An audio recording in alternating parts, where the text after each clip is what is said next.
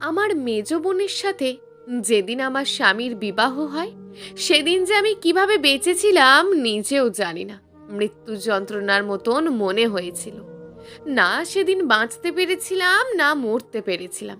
আমার পায়ের নিচে মাটিও ছিল না।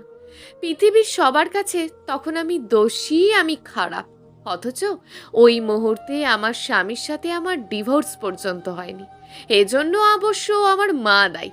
পৃথিবীতে সব মা ভালো হয় না, সব পরিবার ভালো হয় না, কিছু খারাপ পরিবারও রয়েছে। ওই মুহূর্তে আমি আমার বাপের বাড়িতেই অবস্থান করছিলাম। 3 মাস আগে আমার স্বামী আমার সাথে সব রকমের যোগাযোগ বন্ধ করে দেয়। আমি আমার বাপের ঘর চলে আসি। আমার ছোট বোন আর এক খালার বাড়িতে থাকতো। ঘরে শুধু আমার মেজ বোন, আম্মু আর আব্বু। ওরা আমার সামনে তেমন কথা বলতো না। আর তাছাড়া আমি শ্বশুর বাড়িতে থাকতাম, তাই ঘরের এত কিছুতে আমি নাক গলাতাম না। তবে আব্বু আম্মুকে অনেক সাহায্য করতাম স্বামীর থেকে লুকিয়ে। আমার স্বামী ধনী ছিল আর আমার বাবা দিনমজুর ছিল। আমার স্বামীকে বলে আমি আমার বাবাকে একটি সিএনজি কিনে দিই। তখন থেকে বাবা সিএনজি চালাতো। আমাদের নিজেদের কোনো ঘর ছিল না, বাবা আমাদের নিয়ে ভাড়া ঘরেই থাকতো। বিয়ের 1 বছর পর্যন্ত ভালোই ছিল সব, কিন্তু যখনই আমি আমার পরিবারে টাকা দিতে পারতাম না, আমি ভীষণ খারাপ হয়ে যেতাম। আমার মেজ বোন আমার খেয়ে আমার পরে আমার সাথেই বেয়াদবি করত। তুই ছাড়া কথাও বলতো না। চরম লেভেলের একজন বেয়াদব মেয়ে ছিল। বাবা মার কাছে ভীষণ ভালো ছিল। আমার মা তো আমি টাকা দিতে না পারলে আমাকে যা তা বলে গালাগালি করত। আমি অনেক চেয়েছি পরিবারের সাথে সম্পর্ক বাদ দিতে, কিন্তু পারিনি। কয়েকদিন পর পর হাজির হতো আমার শ্বশুর বাড়িতে। আমার চেয়ে আমার মেজ বোন সুন্দরী ছিল, অথচ আমার তখন প্রেমের বিয়ে। আমার বাবা মা সবাই আমার স্বামীর বাড়িতে গিয়ে বোনের বিয়ে পড়িয়ে আমার বোনকে রেখে আসে। অথচ সকালে আমি জানতামও না ওরা কোথায় যাচ্ছে। এর মধ্যে বিকেলের দিকে আমার শ্বশুর বাড়ির একজন ফোন করে বলে, তোমার বোনের সাথে তো তোমার স্বামীর বিবাহ হয়েছে। আমি শুনে বারবার মাকে ফোন করি। ফোন ধরে বলে ঘরে আসি, কথা বলছি। তার কিছু সময় পর আমার মা বাবা ঘরে আসে। আমি তখন কান্না করতে করতে জিজ্ঞেস করি, তোরা এরকম কেন করেছিস, উত্তর দে। তখন আমার বাবা পাশে দাঁড়িয়ে আছে। মা বলে, তুই বেশি ভালো যে এজন্য স্বামীর ভাত খেতে পারছস না। তোর এই অবস্থায় আমাদের তো মুখ পুড়িয়েছিস, তাই বাধ্য হলাম। আমি চিৎকার করে কেঁদে উঠলাম। তখন আমার মা আমাকে বলে, ঘর থেকে বের হ, এখানে নাটক করিস না। আশেপাশে সবাইকে জানাচ্ছিস যে তুই একটা বাজে মেয়ে। আমি হতভম্ব। আমি যেন সেদিন সে ঘরে থাকতেই পারছিলাম না। ওই বেঈমানগুলোর সাথে সাথে সাথে বের হয়ে যাই ঘর থেকে। কোথায় যাব, কি করব বুঝতে পারছিলাম না। কেই বা আমাকে জায়গা দেবে? পরে পরিচিত এক আন্টির বাসায় যাই। সেখানে 3 দিন থাকি। একদিকে প্রিয় মানুষকে হারানোর কষ্ট, অন্যদিকে পরিবারের কষ্ট। টাকা পয়সা নাই, কোথায় যাব, কি করব কিচ্ছু বুঝতে পারছিলাম না। সেদিন মনে হয়েছে মৃত্যু অনেক সহজ। মরতে চেয়েছিলাম, কিন্তু সাহসে দেয়নি। আন্টিটার বোনের দোকানে একজন মেয়ে লাগবে, সেলসম্যান। তখন আন্টি আমাকে তার বোনের বাড়িতে পাঠিয়ে দিল। আমি ওখানে ছিলাম, সারাদিন দোকান করতাম। রাতে ওনার সাথে টুকিটাকি ঘরের কাজে সাহায্য করে ঘুমিয়ে যেতাম। ঘুমও আসতো না। এই পৃথিবীতে পরিবারবিহীন একা টিকে থাকা অনেক মুশকিল, কিন্তু আমি আমার ওই খারাপ পরিবারের সামনে যেতে চাচ্ছিলাম না আর। আন্টিটা আমাকে তেমন বেতন দিত না, খরচের টাকা ছাড়া।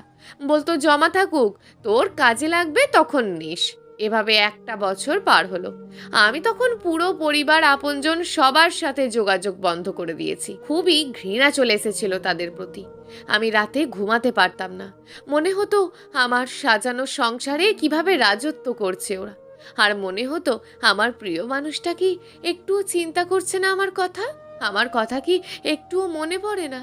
আমি কিভাবে দিন কাটাচ্ছিলাম আমার ওপরওয়ালাই জানেন। একদিকে আন্টির পরিবারের সমস্যার কারণে আন্টি দোকানটা সেল করে দেয়। আর তখনই ওনার এলাকায় একটা বয়স্ক ধনী আন্টি দোকানটা কিনে নেন শখের বশে, সময় কাটানোর জন্য। দোকান কেনার সময় আন্টিটা বলে, তুমি থাকো, দোকান দেখিও মাঝে মাঝে, আমি বসবো। আমার এত সময় নাই যে সারাদিন বসে থাকতে পারবো। ঘর আছে, সংসার আছে, আর আমার ছেলেরাও বকা দেবে। তখন আমি আন্টির দোকানটা চালাতাম, আর ওই আন্টির বাসাতেই থাকতাম, খেতাম, মাসিক টাকা দিয়ে দিতাম। এর মধ্যে ওই আন্টির দোকানে অনেক টাকা ইনভেস্ট করে। ওনার ছেলে সৌদি থেকে এসে দোকানের পুরো ডেকোরেশনটাই বদলে দেয়। তাছাড়া দোকানটা ওনাদের জায়গার ওপরেই তৈরি ছিল। তখন ওনারা দোকানটা আরো বড় করার জন্য জায়গাটা আরো বাড়িয়ে নেয়। দোকানটা আগে খুব পরিচিত ছিল, এখন আরো বেড়েছে। আমি সবার সাথে ভীষণ সুন্দর করে কথা বলতাম, খুব ভালো সেলও হতো। আন্টি আমাকে মাসে 17,000 টাকা বেতন দিতেন। এদিকে ওই আন্টিরা গ্রামে চলে যাবে, তাই আমাকে বাসা ছেড়ে দিতে হবে। আন্টিটা সে কি কান্না, আমাকে নিজের মেয়ের মতোই আদর করত। তখন আমাকে পাশে একটা রুম নিয়ে দেয় উনি থাকার জন্য। তখন একা একা থাকা শুরু করলাম। রাতে একদম ঘুম আসতো না। বয়স বাড়ছে, জীবন কিভাবে যাবে, কত চিন্তা। সবাই আমাকে পরিবারের কথা জিজ্ঞেস করতো, আমি বাড়িতে যাই না কেন, আরো কত কি। আমি বলতাম টাকা পাঠাই, আরো কত কি বানিয়ে বানিয়ে। নিজের খারাপ পরিবারের কথা কাউকে বলতেও ইচ্ছে করতো না। আমার মেজ বোন আর আমার স্বামী খুবই সুখেই সংসার করছিল। এর মধ্যে শ্বশুর বাড়ির পরিচিত আত্মীয় কয়েকজন আমার সাথে যোগাযোগ করা শুরু করেছিল। তারা আমাকে শ্বশুর বাড়িতে থাকাকালীন ভীষণ আদর করত। এত ঘৃণার মাঝেও তার প্রতি ভালোবাসা আমার আসে। সে এখন অন্য কারোর স্বামী, তাও আমি তাকে মাঝে মাঝে স্বপ্নে দেখি। স্বপ্নের মধ্যেই তাকে জড়িয়ে ধরি। তার প্রতি আমার ঘৃণাময় ভালোবাসা। আমি ভেবে পাচ্ছি না তারা সমাজে লোকজনের সামনে মুখ কিভাবে দেখাচ্ছে, আর আমার নিজের বাবা মা কিভাবে এটা করলো, যার প্রশ্নের কোনো উত্তর নেই আমার। রাতে খুব একটা ঘুম আসে না, সারা দিন কলিজাটা ছিঁড়ে যায় আমার। দোকানে তাই অনেকটা সময় দিই। এজন্য অবশ্য আমার মালিক আন্টি আমাকে অনেক স্নেহ করে। মাঝে মাঝে ওনার বাড়িতে আমাকে যেতে বলে। খুব প্রয়োজন ছাড়া আমি ওনার বাড়িতে যাই না। বয়স যেন আমারও থেমে নেই। দিনগুলো কিভাবে যাচ্ছে তাও বুঝতে পারছি না। আন্টি মাঝে মাঝে এসে দোকানে বসেন। একদিন দোকানে আসার পর উনি মাথা ঘুরিয়ে পড়ে যান। আমি ওনার বাসায় দিয়ে আসি। পরের দিন ওনার এক বোনের ছেলে দোকানে আসে, প্রায় 50 পিস জামা নিয়ে যান। এরপর প্রায় দোকানে আসতেন তিনি এবং আমাকে বিভিন্নভাবে প্রণয়ের প্রস্তাব দিয়ে বিরক্ত করতেন। আমি কয়েকদিন এড়িয়ে চলেছি, কিন্তু বিরক্তের মাত্রা চরম পর্যায়ে যাওয়ার পর আমি আন্টিকে বললাম।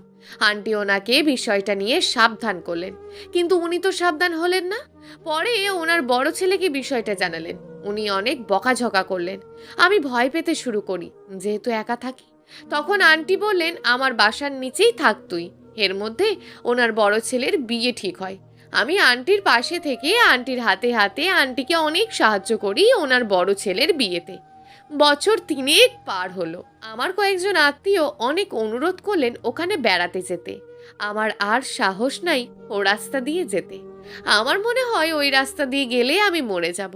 শুনেছি আমার স্বামী আর আমার মেজ বোন ভীষণ সুখে সংসার করছে। আমার বোন গর্ভবতী। যাক, ওদের সুখে কারো নজর না লাগুক।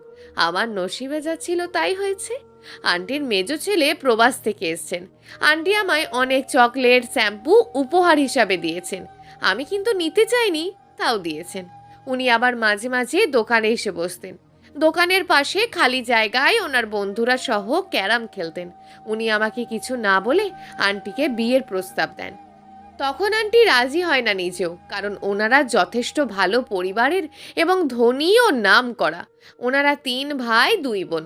বোনেদের বিবাহ হয়েছে, উনিই সবার বড়। আর ওনার পরিবারে আমার মতন মেয়ে বউ হওয়ার কোনো যোগ্যতাও নেই। আমার মতন মেয়েকে করুণা করা যায়। আর যাই হোক, এত ভালো পরিবারে যাওয়ার মতন যোগ্যতা কোনো দিক থেকেই নেই আমার। আমার বয়স 27 আর ওনার বয়স 30। আমাদের বয়সের তফাৎ খুব একটা বেশিও না।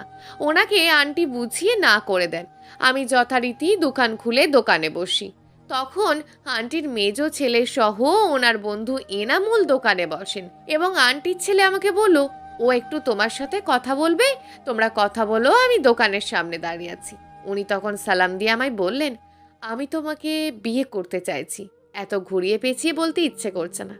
আমি তখন বললাম, আমি তো আপনার যোগ্য না। যোগ্য অযোগ্য শুনতে ইচ্ছে করছে না, বিয়ে করতে চাইছি। আমার সম্পর্কে কতটুকু জানেন আপনি? যত যাই হোক, বিয়ে করব তোমায়।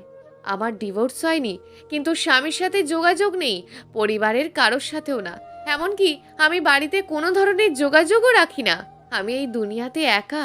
আমি আর পরিবারের মুখও দেখতে চাই না। আমার মেজ বোনের সাথে যে আমার বরের বিবাহ হয়েছে এটা আমি লুকিয়ে রাখি, ওনাকে বলি না। আমি বাসার কথা বলবো এবং তোমাকে বিয়ে করতে চাই। যত যাই হোক, অতীত বর্তমান সব বাদ দাও, আমাকে নিয়েই থাকতে হবে। উনি চলে যাওয়ার পর আন্টিকে বলে আমি কয়েকদিনের জন্য বেড়াতে চলে আসি। আজ বহু বছর পর বেড়াতে এসেছি আমার শ্বশুর বাড়ির এক আত্মীয়র বাসায়। ওনার আবার অন্য জায়গায় থাকেন, তাই এসেছি, একই পথে হেলে আসতাম না। ওনার জোড়াজুড়িতে প্রায় 10টা দিন ওনার এখানে এসে থেকেছি। এদিকে আমাকে ডিভোর্সও দেয়নি উনি। একা একা তো বেঁচে থাকা যাবে না, বয়সও বাড়ছে। তাই অনেক ভেবেচিন্তেই আমি ডিভোর্সের জন্য আমার স্বামীকে ফোন করি, ওনার নাম্বারটা সংগ্রহ করে। বহু বছর পর ওনার গলাটা শুনে আমার কেমন যেন লাগলো, বলে বোঝাতে পারবো না। ওনার গলা শুনেও যেন আমার ব্রেনে কি যেন অনুভূতি হলো। ওনাকে সালাম দিলাম, জিজ্ঞেস করলাম কেমন আছেন। উনি বলল, ভালো। চিনি নাই তো, কে? আমি বললাম, আমি নাহিদা। উনি বললেন, হ্যাঁ বলো, কি বলবে? আমি বললাম, আমাকে ডিভোর্সটা দিয়ে দিলে ভালো হতো, আমি নিজেও নতুন জীবন শুরু করতে পারতাম। তখন উনি বললেন, আমি কখনো তোমাকে ডিভোর্স দেব না, যা ইচ্ছে করতে পারো, তুমি পাঠিয়ে দাও ইচ্ছে হলে। উনি বললেন, এখানে আর ফোন করো না, যেখানে থাকো ভালো থাকো। উনি ফোনটা কেটে দিলেন। আহা, কি জীবন আমার! কেন যে উনি আমার হলেন না। তারপর অনেক ভেবে চিনতে ওনাকে ডিভোর্স পাঠিয়ে দিই।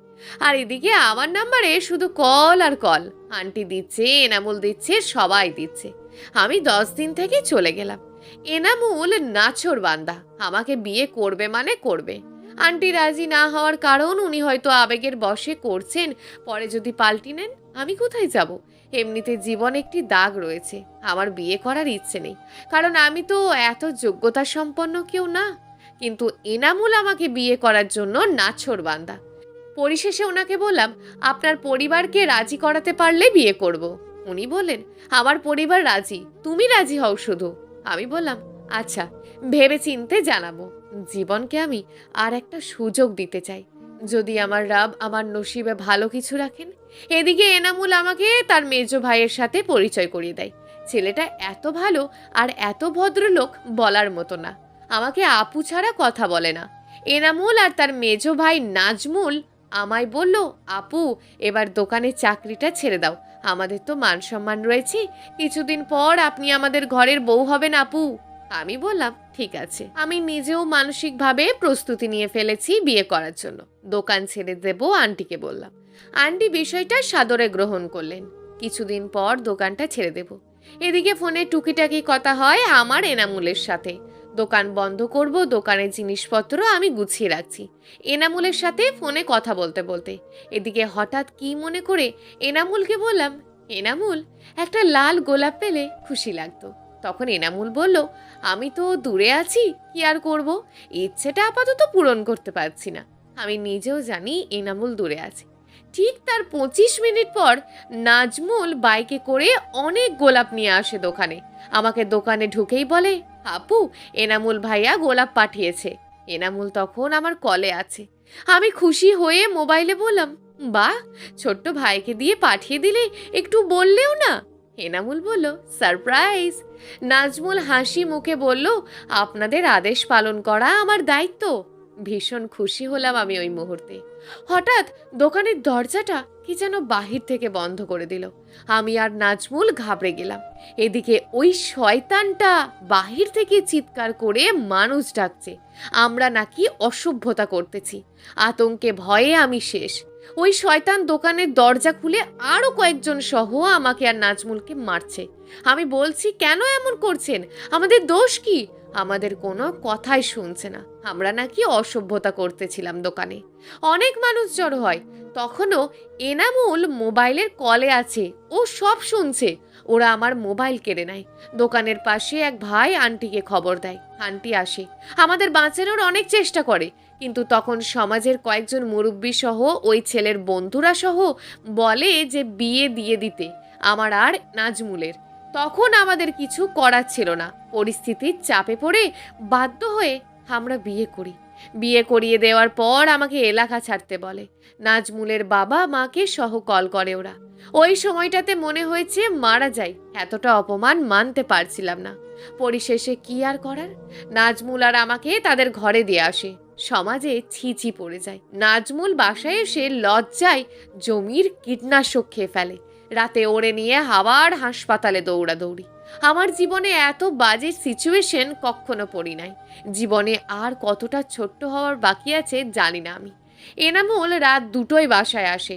আমাকে সান্ত্বনা দিয়ে বলল, সব আমার জন্য হয়েছে, তুমি চিন্তা করো না, আমি সব ঠিক করে দেব।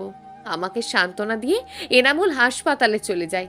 পরিবারের সবাইকে এনামুল নিজে সবটা বলল এবং এটাও বলল যে ও নিজে তখন মোবাইলের কলে ছিল। নাজমুলের অবস্থা খারাপ হওয়াতে মেডিকেল রেফার করে। আর এদিকে পুলিশ কেস বলে হাসপাতালে ভর্তিও নিচ্ছিল না। আমি তখন ওদের বাসায়। টানা 5 দিন পর নাজমুল কিছুটা সুস্থ হলো, কিন্তু ও বাঁচতে চাইছে না এই লজ্জা নিয়ে। এদিকে এনামুলের মা আমাকে 1 লাখ টাকা দিয়ে বলল, মা তুমি যেখানে ইচ্ছে চলে যাও প্লিজ, আমি আমার ছেলেদের জীবন সব ঠিক করে দেব, তুমি চলে যাও মা। আমি বললাম ঠিক আছে, টাকা লাগবে না। আমি যে ওই সময়টাতে কি করব বুঝতে পারছিলাম না। এনামুল তার মাকে বলতে লাগলো, আমার ভাইকে ডিভোর্স দিয়ে দিতে বলো, আমি নাহিদাকে বিয়ে করব। নাহিদা তুমি কোথাও যাবে না। এনামুলের বাবা তখন বলল, জীবনেও না, তুমি নাহিদাকে বিয়ে করলে আমরা সমাজে মুখ দেখাবো কি করে? সবাই জানে কম বেশি এই ঘটনা। সেদিন আমার তথাকথিত শ্বশুর বাড়ি থেকে বের হতে পারিনি। কপালে আবারও দুঃখ রয়েছে জেনে অনিশ্চিত ভবিষ্যতের দিকে পা দিয়েছি।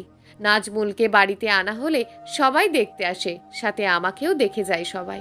এনামুলকে একদম চুপ হয়ে যেতে বলে আমার শ্বশুর। বলে, যা হওয়ার হয়েছে এখনই চুপ হও। তুমি যদি এখন নাহিদাকে বিয়ে করো, আমার মান সম্মান কোথায় যাবে? আমার দিকটা একটু ভাবো। মেয়েটার কোনো দোষ নেই। আমি জেনে শুনে দুনিয়াতে কারোর সাথে অন্যায় করতে পারবো না। আমার শ্বশুর আমাকে ডেকে বলে, দেখো মা, তুমি যদি সংসার করতে চাও তবে নাজমুলের সাথে করবে। তোমার যদি সংসার করতে ইচ্ছে না হয় তাহলে ডিভোর্স দেবে। আমি নিজেও জীবনের দোটানায় পড়ে সংসার করতেই রাজি হই। সেদিন আমার পাশে কেউ ছিল না, একমাত্র আমার শ্বশুর ছাড়া। উনি আসলেই একজন ভালো মানুষ। উনি নাজমুলকেও বলে বিষয়টা মেনে নিতে, কিন্তু নাজমুল আর আমার সম্পর্ক স্বাভাবিক হয় না। রাতে আমি একা থাকতাম, কিন্তু আমার শ্বশুর বিষয়টা নিয়ে অনেক রাগারাগি করে। যত যাই হোক, এনামুল আমাকে ভালোবাসে। আমার শ্বশুর চাইছিল না এনামুল আমাকে নিয়ে পালিয়ে যাক কিংবা আমাকে বিয়ে করুক। তাই আমাকে বললেন এখন থেকে নাজমুলের রুমে থাকতে। যথারীতি আমি নাজমুলের রুমে যাই এবং খাটের এক সাইডে ঘুমিয়ে পড়ি। নাজমুল আর রুমে আসেনি। আমাকে ঘরের কোনো কাজে হাত দিতে দিত না আমার শাশুড়ি। আমার সাথে কথাও বলতো না ঠিক করে। আমি গায়ে পড়ে যতটুকু বলতাম ততটুকুই। নাজমুলের সাথে একটা সময় সম্পর্কটা মেনে নিতে চেয়েছি, কিন্তু নাজমুলের তরফ থেকে সে কখনো চায়নি সম্পর্কটা হোক। তবুও চুপচাপ সহ্য করেছি, মেনে নিয়েছি। সময়ের সাথে সাথে আমার শ্বশুরের সাহায্যতে আমার শাশুড়িও আমাকে মেনে নেয়। তবুও টুকিটাকি কটু কথা বলে। নাজমুল আমার সাথে কথা বলে না, লজ্জা পায় বুঝি, কিন্তু আমি কথা বলি এবং তার সমস্ত কাজে সাহায্য করি। এনামুল প্রবাসে চলে যায়, নাজমুলও চলে যাবে সৌদিতে। তবুও তার সাথে লজ্জাশীল হালকা প্রণয়তে রয়েছি। তবে নাজমুল ইদানিং আমার প্রতি দায়িত্ববান হয়েছে। পিরিয়ডের সময় যখন পেট ব্যথায় কাতরাচ্ছি দুপুরবেলা, তখন সে রুমে আসে। আমি তার হাত ধরে বলি, আমাকে একটু সাহায্য করো, আমার পেটে ভীষণ ব্যথা করছে। সে তার মাকে ডেকে দিতে বললে আমি লজ্জায় বলি, প্লিজ ডেকো না, আমার পিরিয়ড হয়েছে, যদি পারো আমাকে কিছু ব্যথার ওষুধ এনে দাও। সে দোকানে গিয়ে ওষুধ এবং ন্যাপকিনের প্যাকেট এনে দেয়। ভীষণ খুশি লেগেছিল সেদিন। সে বিদেশে চলে যাবে। যাওয়ার দিন আমাকে 56,000 টাকা দিয়ে বলে নিজের কাজে লাগাবে, ভালো থাকবেন। বিদেশে যাওয়ার 2 দিন পর আমার হাতে ডিভোর্সের নোটিশ আসে। আমি ডিভোর্স হতে চাইনি, বিশ্বাস করুন। এমন অসম্মান নিয়ে সংসার করতে চেয়েছি, কিন্তু এটা কি হলো আমার সাথে? আমি আর আমার শ্বশুর শত শত মাধ্যম দিয়ে যোগাযোগ করার চেষ্টা করেছি, যদি ডিভোর্সটা ঠেকানো যায়। কিন্তু নাজমুলের একটাই কথা, আমার সাথে সংসার করা সম্ভব না। আমি কেন জানি দিন রাত ওপরওয়ালার কাছে একটাই দোয়া করেছি, আপনি যখন আমার নসিবে নাজমুলের সাথেই বিবাহ রেখেছেন, দয়া করে আমাকে ডিভোর্সই বানাবেন না।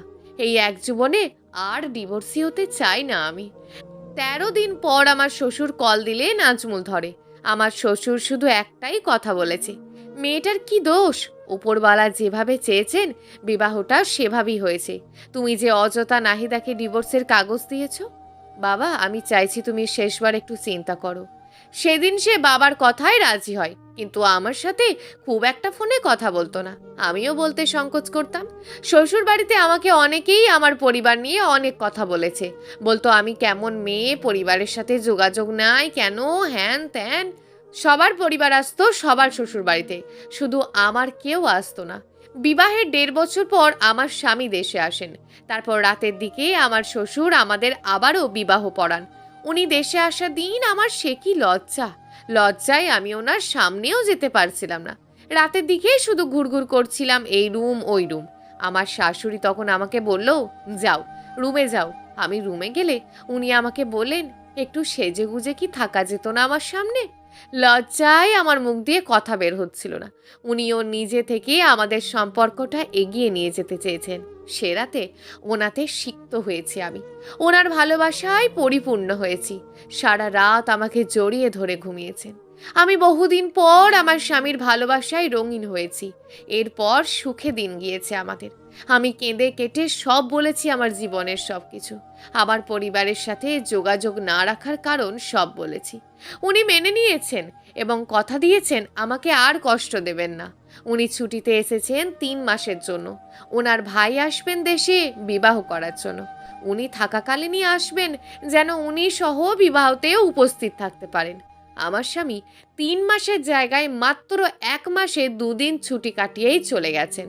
উনি বলেছেন উনি আমাকে নিয়ে ভাইয়ের সামনে দাঁড়াতে পারবেন না, আর ওনার ভাইয়ের বিয়েতে আমাদের নিয়ে এক একজন এক একটা কথা বলবেন, এটাও মানতে পারবেন না। উনি পরিবারকে বলেছেন ব্যবসায়িক কাজে চলে যেতে হবে, থাকা সম্ভব হচ্ছে না। উনি এই সত্যি কথাটা শুধু আমার শ্বশুরকে বলেছেন। আমার শ্বশুর বিষয়টা সাপোর্ট দিয়েছেন এবং উনি আমাকে কথা দিয়েছেন ওনার ভাইয়ের বিবাহর আগেই আমাকে যেমন করে পারেন নিয়ে যাবেন। উনি যাওয়ার 1 মাস 7 দিন পর আমাকেও সৌদিতে নিয়ে যান। এখানে আমি আমার আহমেদ ও মোহাম্মদের মা হই। এরপর উনি আমাকে দেশে যেতে দেন না। আমারও দেশে যেতে ইচ্ছে করে না। আজ প্রায় 10 বছর আমি দেশে যাইনি। আমার ইচ্ছেও করে না দেশে যেতে, কারণ দেশে আমার কেউ নেই। আর আমাকে এক একজন এক এক কথা বলবে, এটাও মানা আর পসিবল না। সন্তান এবং সন্তানদের বাবাকে নিয়ে আমি সুখে আছি। আমি এখনো পর্যন্ত আমার পরিবারের সাথে যোগাযোগ করিনি। বাকি জীবন করার ইচ্ছেও নেই। আমি সন্তান জন্মদানকালীন সময়ে এত কষ্ট পেয়েছি একা একা এদেশে, তবুও ও দেশে যাওয়ার নাম নিইনি। আমার স্বামীর মনে হয়তো অনেক কষ্ট, শ্বশুরবাড়ি যেতে পারে না, শ্বশুরবাড়ির কেউ খোঁজখবর নেয় না। ওনার বন্ধু বান্ধবদের মধ্যে যখন সবাই শ্বশুরবাড়ির গল্প করতেন, হয়তো ওনার মন ছোট হয়ে যায়। কিন্তু তবুও উনি আমাকে মুখ ফুটে কিচ্ছু বলেন না। সব বুঝেও নীরব থাকি। মাঝে মাঝে ওনার কাছে ক্ষমা চাই। উনি হয়তো অনেক ভালো কিছু পাওয়ার যোগ্যতা রাখেন। সবাই দোয়া করবেন আমি যেন বাকিটা জীবন সুখেই থাকি। প্রিয় দর্শক, যদি আজকের গল্পটি আপনাদের ভালো লেগে থাকে তাহলে ভিডিওটিতে অবশ্যই একটি লাইক করে আপনার মূল্যবান একটি কমেন্ট করুন। আর হ্যাঁ, চ্যানেলটিকে যদি সাবস্ক্রাইব করে না রাখেন তাহলে চ্যানেলটিকে অবশ্যই সাবস্ক্রাইব করে আমাদের পাশে থাকুন। দেখা হবে আগামীকালের নতুন এবং আকর্ষণীয় গল্প নিয়ে। ধন্যবাদ।